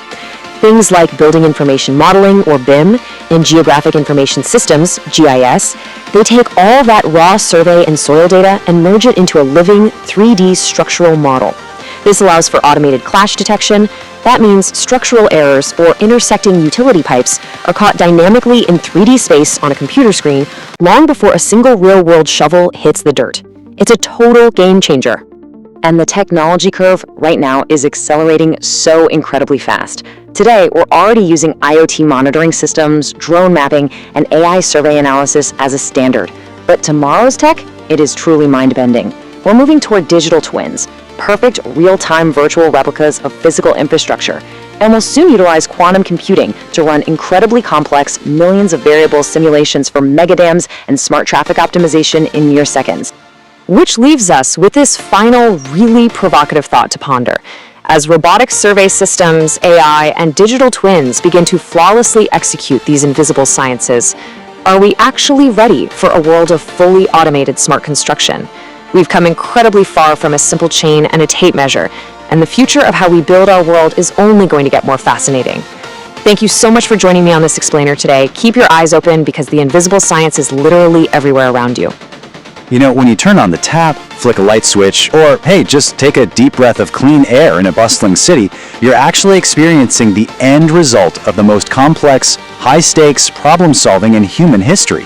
A lot of times we just think of civil engineering as, pouring concrete, building roads, or putting up bridges. But as we're going to see in today's explainer, that barely even scratches the surface. What we are really talking about here is the invisible, high-tech backbone of human survival. It's this massive, intricate orchestration of surveying, hydrology, and structural mastery that quite literally keeps our water flowing, our environment stable, and our lights on. Okay, let's dive into this blueprint. We're about to take an epic journey through the very systems that sustain modern society. We'll start by looking at mastering our water resources, then move into powering the modern world, protecting our environment, breaking down the mega project lifecycle, and finally, we'll peer into the smart infrastructure future. Section 1. Mastering our water resources. Let's start right off with the absolute fundamental element of survival: water. Every single time you fill up a glass, you are relying on massive geotechnical and structural engineering networks. When we talk about irrigation projects, we aren't just talking about a couple of sprinklers out in the field. No way. These are mega systems acting as the ultimate problem solvers for human expansion. They are engineered from the ground up to ensure global food security, facilitate groundwater recharge, control totally devastating floods, and mitigate droughts. They literally dictate where our cities can grow and how our populations can thrive.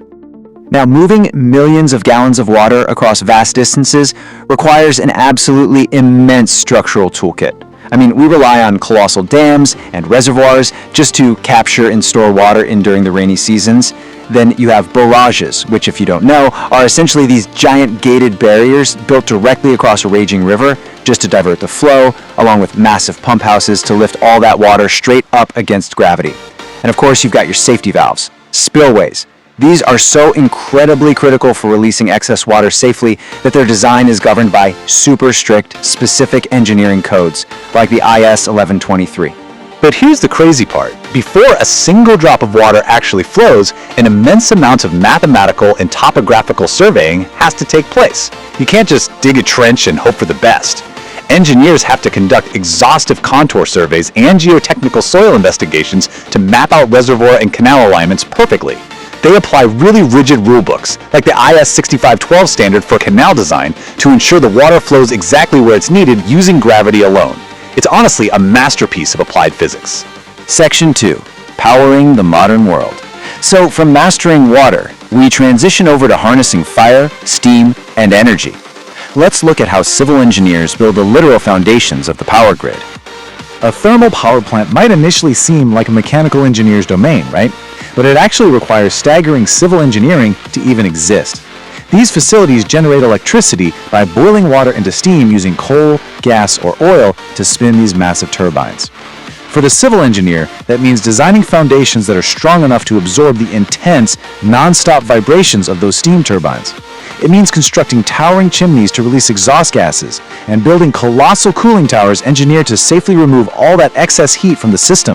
The really crucial point here is that energy generation is entirely dictated by the environment itself. Consider how we handle HYDL, or hydroelectric projects. We've basically got two brilliant engineering solutions for harnessing water energy. Storage projects rely on those massive dams and reservoirs we talked about earlier to essentially bank hydraulic energy for when we need it most. But if the topographical and geological surveying shows we just can't build a massive reservoir there, well, engineers use run-of-river projects. These just utilize the natural existing flow of a river, channeling it through massive pipes called penstocks to spin turbines without any large-scale water storage at all. The landscape literally dictates the engineering. And then we have nuclear power. I really want to emphasize this because the monumental stakes and scale of the infrastructure here are unlike anything else. A failure in foundation stability here is simply not an option. Civil engineers absolutely must design massive containment buildings using specialized radiation-resistant structures. And because of the catastrophic risks involved, these are built to the absolute strictest seismic-resistant codes in the world, specifically standards like IS 1893, ensuring that even in the event of a major earthquake, that containment holds firm. Section 3. Protecting our environment. Now, with all this incredible expansion and power generation, we have to look at the other side of the equation. How is civil engineering evolving to mitigate humanity's footprint? Well, this brings us to environmental science projects. You see, modern engineering isn't just about building bigger anymore, it's really about building smarter. It's about recognizing our impact and engineering active solutions to reverse it. This involves dedicated infrastructure, utilizing green building techniques, massive large-scale rainwater harvesting, and integrated energy-efficient systems designed from the ground up for true sustainability. Think of this core environmental infrastructure as the planet's artificial kidneys and lungs. We engineer water treatment plants that have to purify our drinking water to exacting IS 10500 standards. We build massive sewage treatment plants to handle urban wastewater and specialized effluent treatment plants strictly designed for highly toxic industrial waste. Add in municipal solid waste management systems and structural air pollution controls, and you start to see how civil engineers are really on the front lines of environmental defense. Section 4. The Mega Project Life Cycle. So now that we understand exactly what is being built to keep our society running, let's take a look at how it actually gets built. Welcome to the 10-phase Mega Project Life Cycle. Let's see how this all builds up from the ground up. The first half of any mega project's life is entirely on paper and in the dirt. You don't just show up and start pouring concrete, right? First up is the feasibility study, followed by rigorous environmental clearances, like an environmental impact assessment. Then comes the intense survey and geotechnical investigation, where they're out there analyzing soil bearing capacity and rock strength. Only after all of that can engineers draft a detailed project report and actually begin the design and planning phase. Then, once that blueprint is finally locked in, we move into execution. After the tendering and contracts are sorted out, the physical construction kicks off. But this execution phase is super heavily reliant on Phase 8, quality control. Engineers run constant concrete cube tests, soil compaction tests, weld inspections, and NDT, that's non-destructive testing, just to ensure every single inch of the structure perfectly matches the blueprint's safety requirements. Only after it passes those grueling tests can the project finally move to commissioning and then ongoing operation and maintenance. Now, what's really interesting about this structural rulebook is what they use during that design and quality control process. Engineers absolutely do not guess. They follow incredibly strict standards, like the Bureau of Indian Standards, or IS codes. For example, IS 456 governs reinforced concrete. IS 4998 dictates exactly how a thermal plant's chimney must be designed to withstand extreme wind and exhaust. IS 2911 covers deep pile foundations. These codes are literally the laws of physics translated into step-by-step engineering manuals. Which brings us to a really fascinating question. With all these insanely complex rules, these impossibly massive concrete and steel structures, and the super high environmental stakes we just covered, how do human beings actually manage infrastructure on such a colossal scale without making catastrophic errors? Section 5. The Smart Infrastructure Future. Well, the answer to that represents a dramatic pivot from traditional engineering. We are currently witnessing the collision of civil engineering with the digital revolution. Welcome to the Smart Infrastructure Future. We are now using practically sci-fi concepts to design our physical world. Before a single beam of steel is laid down, engineers use Building Information Modeling, or BIM, to build the entire structure in 3D just to detect physical clashes. They use GIS and remote sensing for the spatial mapping of massive reservoirs.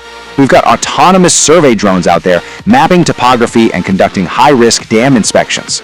We're even utilizing AI and data science for real-time flood prediction and looking toward quantum computing to run incredibly complex simulations for our global power grids. It's wild. And what all this means is that we're turning static, silent concrete structures into living, breathing, data-generating networks. We're entering the era of digital twin infrastructure. Imagine a massive physical dam having an exact virtual replica updating in real time, allowing for automated dam monitoring and predictive maintenance. AI and Internet of Things technologies are creating these perfectly synchronized, highly sustainable energy ecosystems that can literally adjust themselves on the fly. It is truly an awe-inspiring, invisible backbone that supports absolutely everything we do. But as we face unprecedented environmental shifts globally, it leaves us with one final, very critical thought. We've mastered water, we've harnessed incredible power, and we've mapped out the future with AI. But as the planet changes, is our current infrastructure truly ready for the era of net zero megaprojects? What new, completely unimaginable systems are we going to have to engineer next to ensure we build climate-resilient cities that will actually survive the future? It's a massive puzzle, and it's a question the next generation of engineers is already racing to answer. Welcome back to The Explainer. Today we're doing something a bit different. We're going to look right past the concrete, the glass, and the steel of the places we live. Instead of seeing the city as just, a static collection of buildings, we're going to view it as a living, breathing, scientifically engineered organism. Now, have you ever actually wondered what keeps your city from collapsing into absolute chaos? I mean, really think about it. Millions of people flush toilets, turn on taps, and hit the road all at the exact same time. Honestly, it's a miracle it works at all. But it's not magic, it's highly calculated engineering. Let's pull back the curtain on this hidden infrastructure that we rely on every single day. So let's start with Section 1, the blueprint of civilization, town planning. A city, well, it doesn't just happen by accident. It requires town planning. This is the scientific planning and organized development of land, infrastructure, public facilities, and urban spaces. Think of town planning as the foundational DNA of a city. It dictates exactly how everything grows, how it functions on a daily basis, and even how it survives disasters. Long before a single shovel hits the dirt, this blueprint is what ensures we end up with a functioning society rather than just a sprawling mess. And this DNA? It breaks down into distinct interlocking zones. You need residential, smart housing near commercial IT parks for jobs, right? But you definitely don't want those homes situated right next to a massive, noisy industrial logistics hub. Planners use institutional, recreational, and transportation components to make sure the city flows logically, fitting perfectly together like giant puzzle pieces. Now, this planning has to drastically adapt depending on the environment. In urban centers, engineers are hyper-focused on things like flyovers, expressways, high-capacity metros, and huge solid waste management systems. But shift over to rural areas, and the survival priorities flip completely.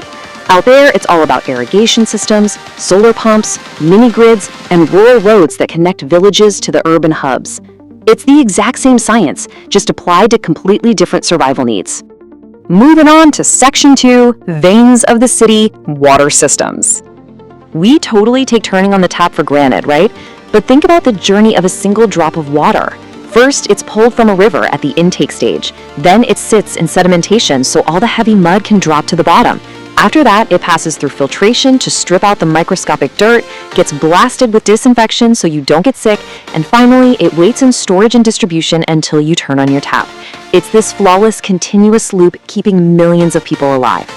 But what happens after that water goes down the drain? Well, that brings us to sewage treatment plants, or STPs. This is incredibly complex, unseen engineering happening mostly underground in three main phases. Primary treatment is just the physical separation of solids. Then comes secondary, which is a biological treatment where microorganisms actually eat the organic waste inside massive aeration tanks. Finally, tertiary treatment takes care of advanced purification. Basically, engineers are putting nature's own cleaning process on fast forward, making sure whatever goes down the drain doesn't ruin the environment. And, water doesn't just come from taps, it also falls from the sky. That brings us to stormwater drainage systems. Their entire purpose is to prevent urban flooding, using specialized drains, culverts, retention ponds, and heavy-duty pumping systems. You know that feeling of relief when your street doesn't flood during a massive thunderstorm? Yeah, you can thank civil engineers for that. They run intense contour surveys and flood modeling just to ensure that all that water has somewhere to go, rather than straight into your living room. Let's jump to Section 3, Engineering the Metro, the Nervous System. To transmit life across a sprawling metropolis, we rely on some truly massive infrastructure.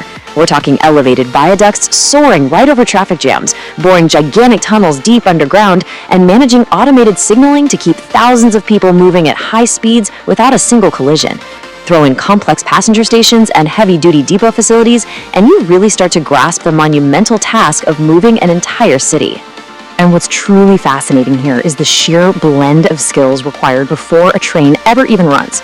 On one side, you've got heavy civil engineering, drilling geotechnical boreholes, studying groundwater, and pouring massive structural concrete for viaducts and stations.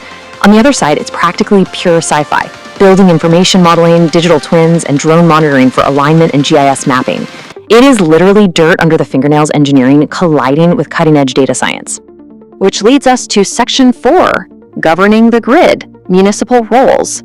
Every city needs a caretaker, and that's the municipal corporation. They are the unsung heroes out there, fixing your potholes, keeping the streetlights on, managing your solid waste, and basically acting as the daily maintenance crew for this giant organism. Alongside urban development authorities, they act as the master planners for urban planning, ensuring the city grows legally, safely, and efficiently. And how do they enforce the rules? Well, they use a strict mathematical playbook, the Bureau of Indian Standards, or IS codes. Now, these aren't just polite suggestions, they are the invisible shields protecting the city. Specific codes mathematically guarantee that RCC concrete won't crack, pile foundations will hold fast, and most importantly, that buildings won't just pancake during an earthquake. Beyond those construction codes, we have vast regulatory frameworks governing the whole shebang. We have IRC codes for road construction, strict national building codes for fire safety and accessibility, RIRA to protect you from housing project scams, CPHEO manuals for water supply, and rigorous EIA notifications, ensuring rapid growth doesn't destroy our air and water with pollution.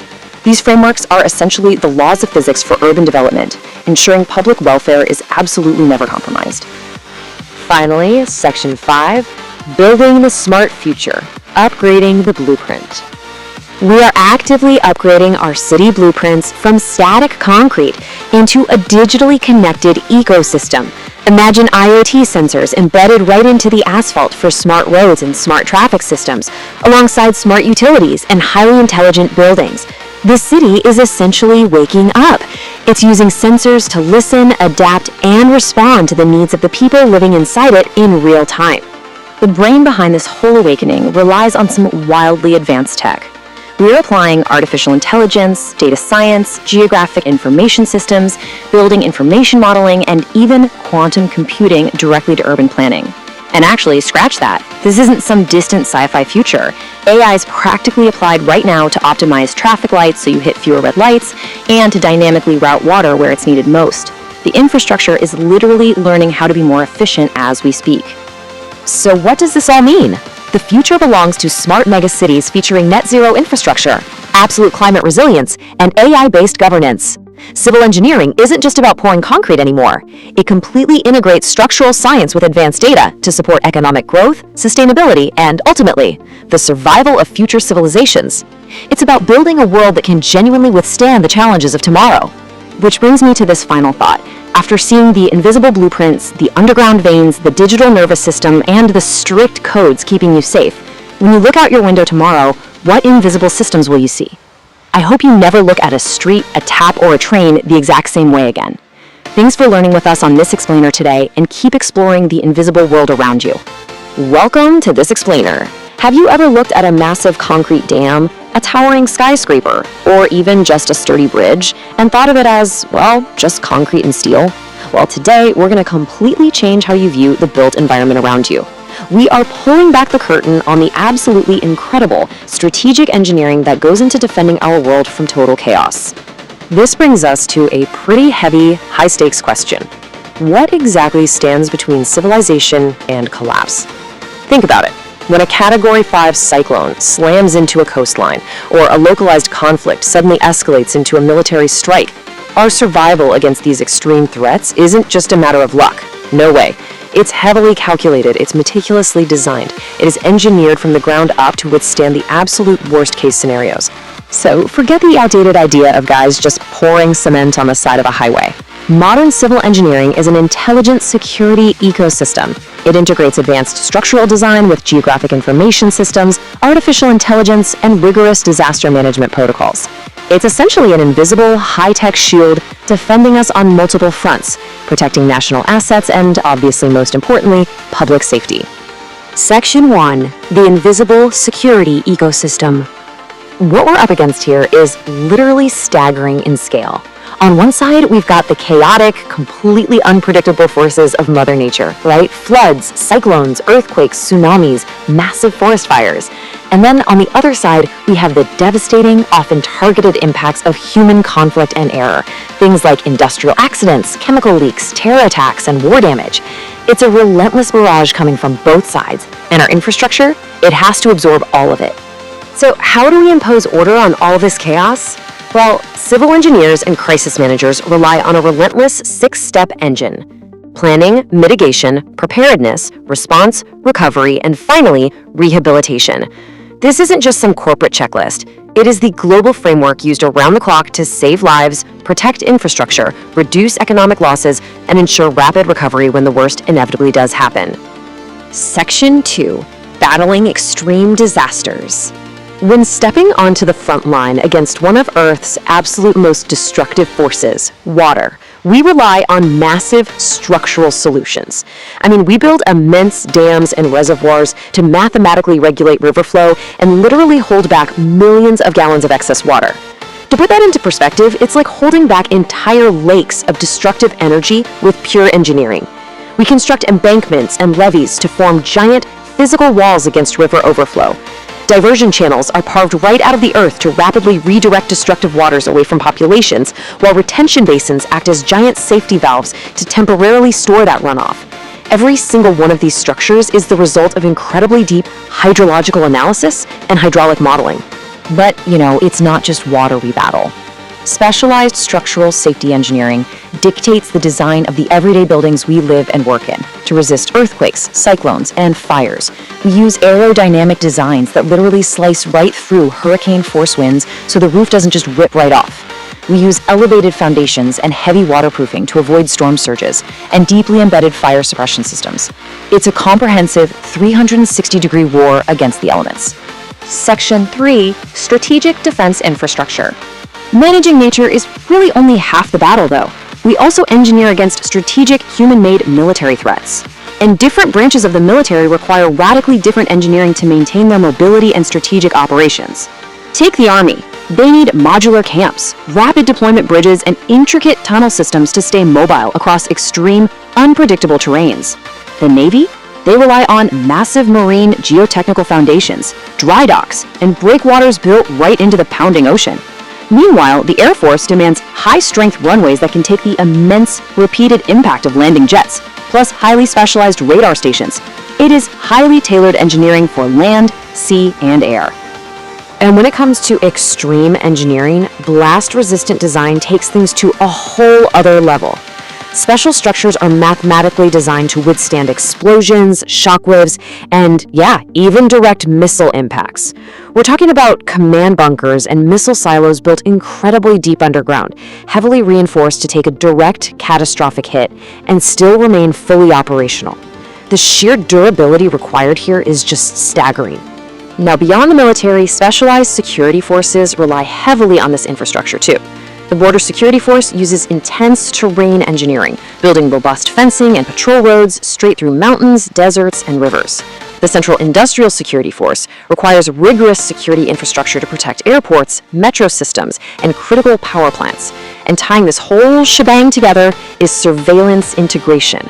We're talking smart sensors, drones, and radar systems that make the concrete infrastructure itself smart and highly proactive. Section 4, Designing for Ultimate Survival.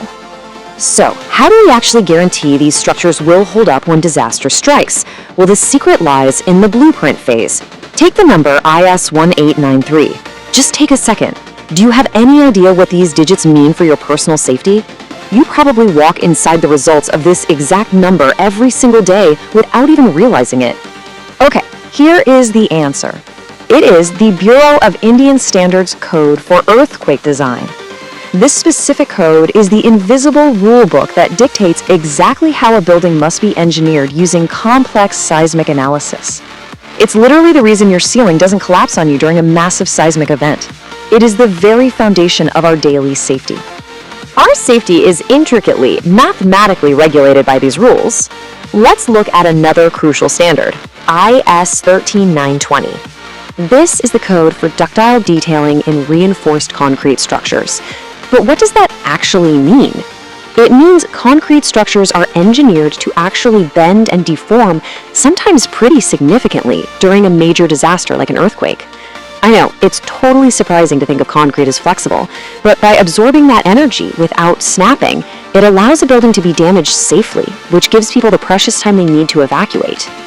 But before a single brick is laid or a code is even applied, engineers have to map the battlefield, whether that's a heavily guarded military border or a vulnerable flood zone. They deploy highly precise surveying instruments, total stations, theodolites, differential GPS, LiDAR, and hydrographic and drone mapping. They map the hazards and the topography down to the absolute millimeter, completely eliminating the guesswork before construction even starts. Section 5, the high-tech engineering future. What we've covered so far is really just the present. The future is absolutely mind-bending. We're rapidly moving from static concrete to a proactive, intelligent defense network. We're integrating data science and AI for rapid disaster prediction and smart monitoring. We're building digital twin defense systems to simulate how infrastructure responds in real time, add in robotic emergency response for hazard zones, quantum battlefield simulations for strategic optimization, and satellite-integrated smart bases. I mean, the infrastructure itself is essentially waking up. Which leaves us with this final, absolutely critical question. As both extreme weather and strategic threats accelerate across the globe, will our invisible shield evolve fast enough to secure our future? It's an ongoing, high-stakes race between destructive forces and human engineering ingenuity. And as we've seen today, our engineers are bringing every possible high-tech weapon to the fight. Thank you for joining me on this explainer. I really hope you never look at a concrete wall the same way again. Hello and welcome back to the explainer. Now think about the device you're watching this on right now. Think about the power charging it, the room you're sitting in, and, well, even the water flowing through the pipes hidden in your walls. Have you ever wondered what actually ties all of that together? Today, we're taking a look at the literal operating system of human civilization. We're going to decode the massive, interconnected web that keeps humanity functioning, thriving, and moving forward. Now, I want you to take a second and just look around you. Literally, look out a window if you can. What do you see? A road? A building? Maybe a bridge? You see, when most people hear the term civil engineering, they immediately picture hard hats, right? They picture pouring concrete and laying down hot asphalt, the physical labor of construction.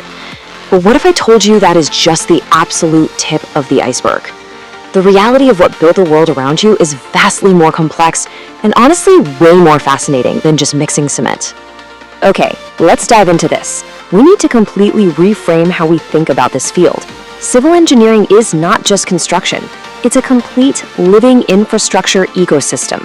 Sure, it includes structural design, but it also integrates water resources, smart city systems, artificial intelligence, and, believe it or not, strategic national defense. It's an invisible, highly calculated network that literally keeps society alive. It's the framework connecting science, tech, the environment, and our economy all into one massive integrated system. So here is our literal blueprint for today's explainer. We're going to cover 1. The blueprint of civilization. 2. The hidden engineering layers. 3. Connecting and protecting society. 4. The digital infrastructure revolution. And finally, 5. The future of civil engineering. All right, starting right off with Section 1, the blueprint of civilization. To truly grasp civil engineering, we really have to wrap our heads around its massive scope. The principles we're talking about today apply to the foundation of a single-family house, sure, but those exact same core concepts scale all the way up to massive interconnected megacities. As this table shows, think of the branches of civil engineering kind of like vital organs in a human body. Structural engineering, that's your skeletal system, safely resisting loads for high-rises and bridges. Geotechnical engineering is the footing, dealing with the dirt and rock below ground. Transportation is the circulatory system, moving people and driving the economy through expressways and airports. In environmental engineering, that's the immune system, protecting public health with water treatment and green buildings. They all have a very unique focus, but they have to work together perfectly for the city to survive. Which brings us down to Section 2, the hidden engineering layers. You know, we're so used to looking up at these towering skyscrapers and marveling at suspension bridges, but we almost always forget that the most critical part of any structure is the part you literally never see.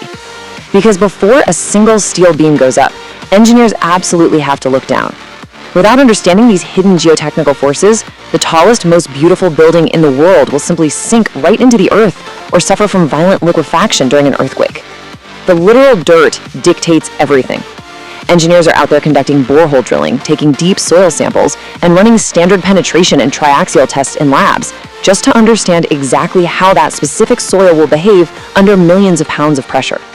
Only then can they decide if a building needs an isolated footing, a massive concrete raft foundation, or deep piles drilled straight down into the bedrock.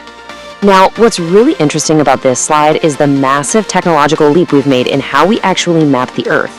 Traditionally, surveying, which is the absolute foundation of any project, relied on things like theodolites and dumpy levels. You know, those old school optical tripods you've probably seen guys looking through on the side of the road. Well, today, we've traded those in for drone mapping systems and LiDAR scanners that shoot millions of lasers to create perfect 3D models. Add in GIS mapping with highly precise GPS, and we've gone from peering through basic optical scopes to digitally recreating the Earth's surface right from the sky. It's a total game changer. Moving on to Section 3, Connecting and Protecting Society. So we've built the foundation and we've mapped the Earth. Now let's zoom out to the macro level. Civilization isn't just a collection of isolated buildings, right? It is a vast horizontal network. Think of this network as the veins and arteries of society. We're connecting cities with massive expressways and logistics corridors that literally drive the global economy. We're moving millions of people every single day through complex metro rail systems and elevated viaducts.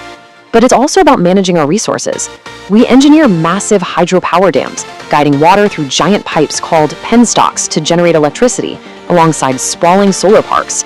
It is this intricate, highly managed dance of water, power, and human movement. But hey, it's not always just about convenience and economics. Sometimes it is strictly about survival. Civil engineering protects lives during major disasters and secures our national defense systems. When extreme weather hits or when national security is threatened, the infrastructure absolutely must hold. The stakes shift from simply moving traffic efficiently to literally saving millions of lives.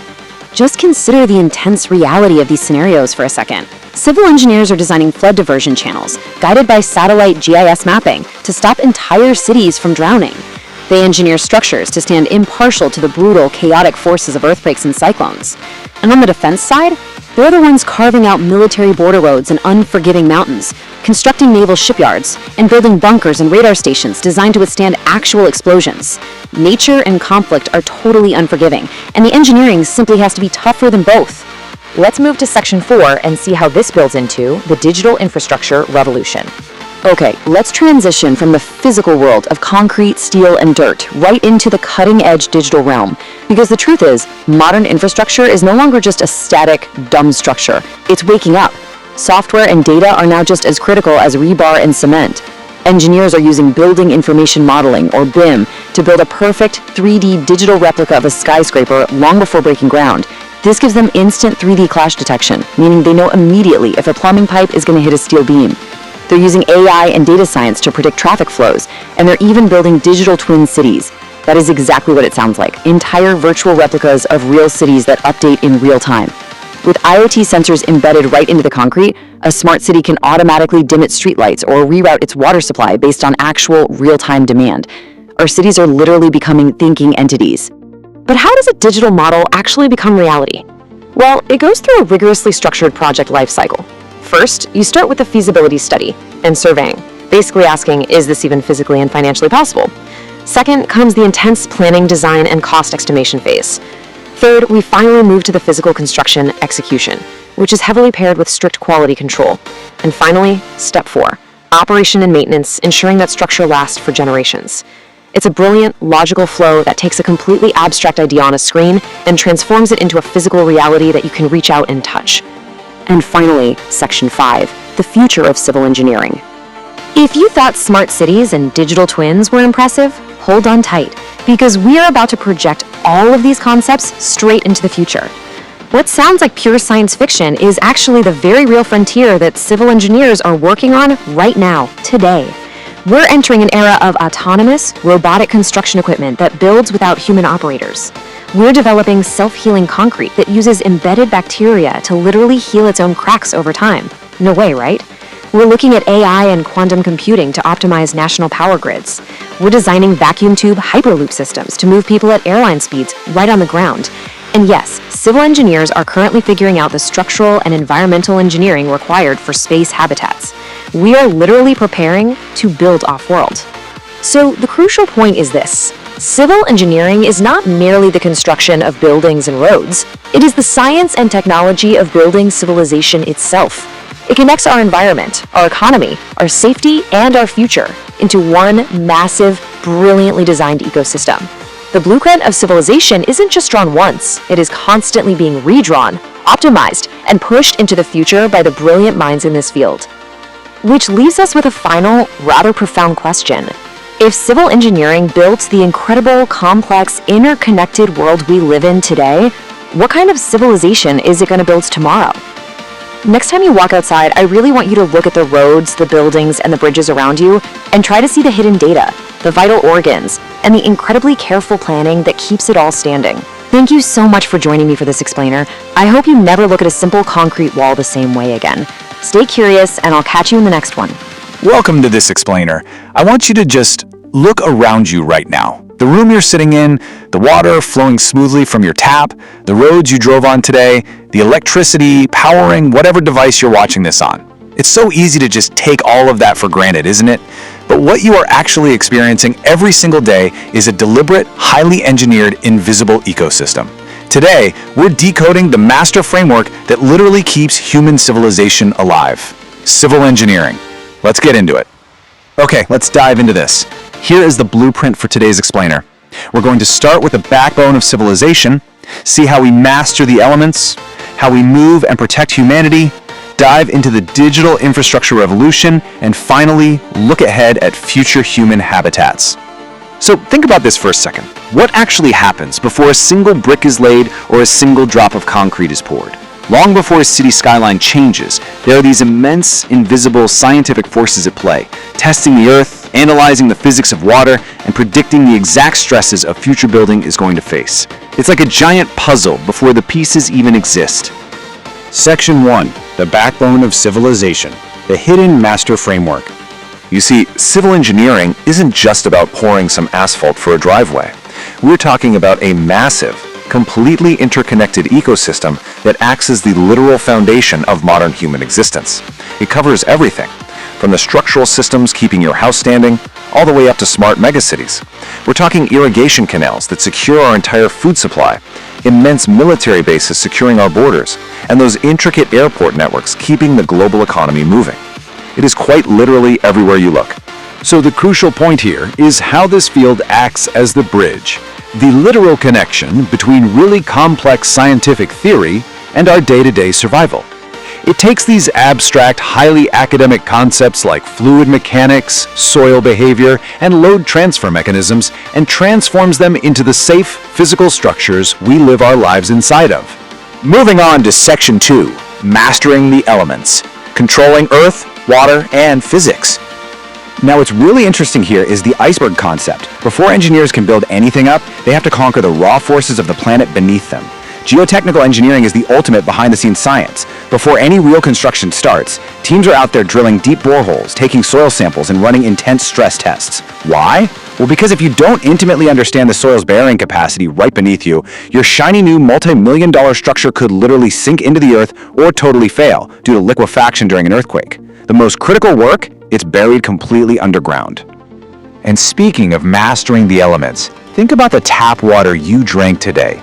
Our cities only survive because of this incredibly vital, yet totally invisible engineering process. Raw water is chemically and physically transformed. It goes from sedimentation, where all the heavy particles settle out, right through fine filtration, absolutely critical disinfection, and finally out into these massive, sprawling storage and distribution networks. This hidden engineering marvel is literally what keeps millions of people safe from disease every single day.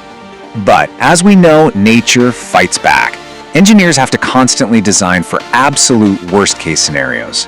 Earthquakes? Structural engineers combat those with seismic design and ductile detailing, which basically allows buildings to sway and absorb all that energy rather than just snapping in half. Urban flooding? Water resources engineers build massive stormwater systems and diversion channels to handle the deluge. And for extreme weight and loads, we counter them using incredibly strong pre-stressed concrete and advanced composite structures. It's this constant collaboration between structural and water engineering to safely resist whatever extreme environmental disasters throw at us. Section 3. Moving and protecting humanity. Dynamic infrastructure. This ecosystem isn't just about static buildings just sitting there. It's deeply dynamic. It's all about movement, logistics, and shielding us from strategic threats. Without critical transportation networks, global logistics and economic growth would just grind to an absolute halt. We rely heavily on the precise geometric design of highways and expressways, the crazy complex tunnel engineering of underground metros, the immense marine foundations of deep water ports, and the high-strength pavements of airport runways. This whole interconnected web is literally the circulatory system of our modern economy. But we also have to pivot to the strategic side of things. Civil engineering creates defense infrastructure that has to withstand the unthinkable. We're talking about border roads carved straight into the sides of mountains, massive dry docks for naval ships, bunkers and ammunition depots engineered to withstand extreme explosions and blast forces, alongside emergency shelters designed to survive direct hits from cyclones. This is engineering where failure is simply absolutely not an option. Now, actually bringing these colossal projects to life requires staggering coordination. It's an immense journey. It starts with initial feasibility studies and getting environmental clearances, then moves through incredibly complex planning and design phases. After that comes the physical chaos of actual construction, followed by rigorous safety testing and commissioning, and finally, decades of operation and maintenance. It is this beautiful, intricate ballet of materials, heavy machinery, manpower, and safety systems. Section 4. The Digital Infrastructure Revolution. Algorithms meeting asphalt. Okay, here is the plot twist. If you thought civil engineering was just folks in hard hats standing around staring at 2D paper blueprints, that era is rapidly fading. The digital revolution has completely taken over, and this brilliantly illustrates the shift. We are trading manual surveying using theodolites for high-tech drone and LiDAR mapping. We're building in virtual reality first using 3D modeling. We are even embedding smart sensors and IoT devices directly into the concrete itself. This allows AI to predict maintenance needs before a crack ever even forms. We're moving entirely into the world of digital twin methodologies. It's honestly incredible to see how these advanced tools are being applied right now. Take Building Information Modeling, or BIM. It allows engineers to run 3D clash simulations, meaning they find out a pipe hits a steel beam inside a computer simulation rather than out on the actual construction site, saving millions. Artificial intelligence is actively analyzing city data to predict traffic and optimize smart irrigation systems to save water. Drones and LiDAR, they are providing millimeter precision mapping and real-time progress tracking. It's evolving into a totally integrated digital governance system. Section 5. The Future of Human Habitats. The Next Frontier. So, we've gone from digging in dirt to mapping with lasers. So what happens next? Well, the future ecosystem is completely mind-bending. We're talking about fully AI-driven infrastructure and autonomous robotic construction equipment basically building sites without human operators. We're developing self-healing concrete, stuff that actually uses bacteria to seal its own cracks. We're looking at hyperloop transportation, shooting across continents. We are even engineering space habitats and using quantum computing to design the smartest, most efficient cities imaginable. It's becoming a fully automated, intelligent ecosystem. Let's step back and see how it all builds together. What this means is that civil engineering is undergoing a permanent, massive evolution. It's shifting away from conventional construction into a complete, intelligent infrastructure ecosystem. The massive focus now is all on climate resilience, renewable energy, and true sustainability. We aren't just building standalone structures anymore. We are engineering interconnected, smart environments that actually adapt to human needs and environmental changes in real time. It's a real game changer. I want to leave you with this final, somewhat provocative thought. As we master the digital twin, as we integrate quantum computing, and as civil engineers literally begin drafting the blueprints for space habitats, when you look out your window today, remember, you are just looking at version 1.0. As we combine all this tech, what will the next foundation of human civilization actually look like? Thank you for exploring this explainer with me today. Keep looking at that invisible world around you. Welcome back, focused learners. Today, we're diving into an explainer on something literally monumental. We're going to look at the sheer scale of a field that surrounds us every single second of our lives, civil engineering. Let's see if we can totally shift our perspective on what this field actually entails. So, when you hear the words civil engineering, what actually pops into your head? For most of us, it's pouring concrete, laying asphalt, maybe erecting a few buildings. But what if I told you those physical structures are just the tip of a massive, incredibly complex iceberg? I mean, what is it that actually holds the fabric of our modern human civilization together? What's keeping our water clean, our cities powered, and our economies moving? Okay, let's dive into this. Look at how broad this definition really is. Civil engineering isn't just construction. It is a complete, breathing infrastructure ecosystem. It integrates the physical stuff like structural and geotechnical engineering with the environmental, and now advanced digital systems. Every time you turn on a tap, cross a bridge, or walk into a building, you are relying on this master framework of human survival. It's the whole shebang.